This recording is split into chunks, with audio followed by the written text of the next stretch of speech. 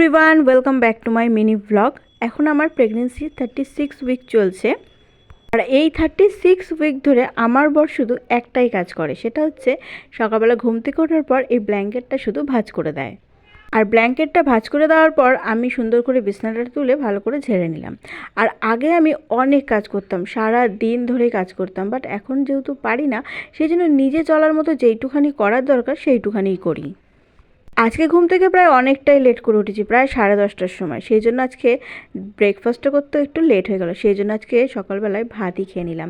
আর আলু সেদ্ধ, টমেটো সেদ্ধ আর কাঁচা লঙ্কা আর পেঁয়াজ দিয়ে আর সর্ষের তেল দিয়ে ভাত খেতে কাদের ভালো লাগে অবশ্যই আমাকে জানি না, আমার তো ভীষণ ভালো লাগে। তারপরে স্নানটা সেরে নিলাম, আর স্নানটা সেরে এখানে একটুখানি স্কিন কেয়ার করে নিলাম।